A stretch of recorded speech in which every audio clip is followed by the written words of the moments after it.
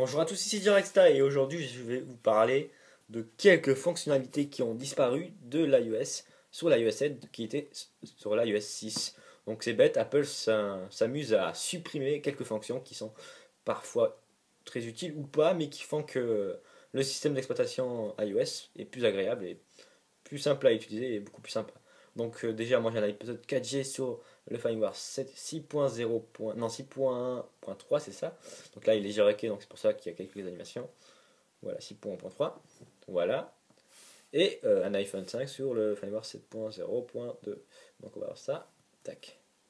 C'est bon. Oui. Donc déjà je vais commencer sur le Notification Center. Donc comme vous pouvez voir, vous savez sûrement, il a été totalement repensé sur l'iOS 7, sauf qu'ils l'ont repensé, mais ils ont enlevé quelques fonctionnalités qui étaient plutôt intéressantes sur les précédents iOS, comme l'iOS 6. Déjà, le widget météo qui est vraiment sympa, qui vous permet d'avoir la météo une semaine en avance, alors que là, c'est plus possible du tout. Et c'est vraiment très très embêtant. C'est pas du tout, pas du tout intelligent d'avoir fait ça. Donc du coup on n'a plus les widgets, donc il y aura un direct, et dès qu'il y aura un direct, le Quick Drive Boarding sera inutilisable, ce qui est vachement dommage, et vous permettez d'avoir les widgets sur votre écran d'accueil, donc c'est plutôt pas mal. Et une autre fonction qui a été enlevée, c'est un autre widget, mais qui est vraiment totalement... Je sais pas pourquoi ils ont enlevé cette fonction, c'est le raccourci des réseaux sociaux, genre Twitter et Facebook, pour poster un tweet ou un statut depuis le Notification Center super rapidement. Vraiment très bête, maintenant on peut plus le faire, et je ne comprends pas pourquoi. Seulement moi je me suis dit, il y a une logique, c'est parce que maintenant on peut accéder aux Notification Center depuis le lock screen. Dès que vous allez sur le Notification Center, ça voudrait dire que l'utilisateur serait capable de poster un statut Facebook ou un tweet. Donc c'est peut-être pour ça qu'ils l'ont pas intégré, mais c'est quand même dommage. Alors une autre fonction qui a été enlevée qui est vraiment très très dommage, c'est dès que vous allez sur l'application de musique, c'est même pas une fonction, c'est un petit détail pas de merde, mais un détail qui, quand il a son importance, c'est un tout petit détail. C'est le fait d'avoir le c'est-à-dire le logo play dans la barre de statut, alors que maintenant sur iOS 7 on va s'amuser à mettre une musique. Je vais pouvoir mettre pause maintenant, puisque voilà, vous avez vu de quoi je parle. Alors sur l'iOS 7,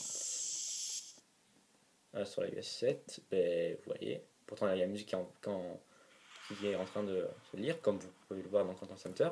Puis là, plus le signe, alors je sais pas pourquoi, c'est un petit détail, mais qui quand même nous informe de cela, et puis franchement je trouve ça vachement dommage, hein. C'est vraiment bête. Et du coup, maintenant, sur l'application vidéo, dès qu'on lance une vidéo et qu'on la lit, dès qu'on ne peut pas continuer la lecture ben, pendant qu'on navigue sur l'appareil, c'est pareil sur Safari dès qu'on regarde une vidéo. Cela est vraiment très très dommage. Autre chose, je vais parler des icônes. Bon, après, moi, les icônes flat de l'iOS 7, c'est vrai que y en a que j'aime et il y en a d'autres que j'aime pas du tout, comme par exemple le Game Center. Franchement, le Game Center est pas spécialement beau pour moi, alors que sur iOS 6, il est clair, il est bien fait. Après, c'est les goûts et les couleurs, mais il y a quelques icônes qui sont vachement dommages d'avoir été modifiées et tout. Mais voilà. Bon, après, comme je le dis, c'est les goûts, les couleurs, mais c'est vraiment dommage de ne pas avoir fait une icône beaucoup plus poussée pour Game Center, qui est vraiment, bah voilà, c'est des petites bulles de couleurs et je sais pas vraiment, voilà, c'est pas vraiment très très bien pensé, très bien travaillé pour ma part, c'est ce que je pense de cette icône. La fonction qui a été enlevée de l'iOS 7, c'est cette fonction-là, on tapait deux fois sur le home bouton et on avait l'accès à la musique, on pouvait remettre la musique. Alors maintenant, sur l'iOS 7, ben, je vais vous montrer là, c'est plus possible, hein. Je tape deux fois, rien qui s'affiche. Je dois activer le centre de contrôle et puis mettre play directement. Puis là, par contre, ça s'affiche. Mais franchement, ben, c'était une habitude des utilisateurs iPhone. Je pense que vous, c'est pareil. Et puis là, ben, c'est pas tellement possible en fait. Donc voilà, c'est tout pour cette vidéo. Donc s'il y a d'autres fonctionnalités qui ne sont plus sur iOS 7 qui étaient sur iOS 6 et qui étaient bien utiles pour vous, faites-le moi savoir dans les commentaires. Donc c'était Jarek Style.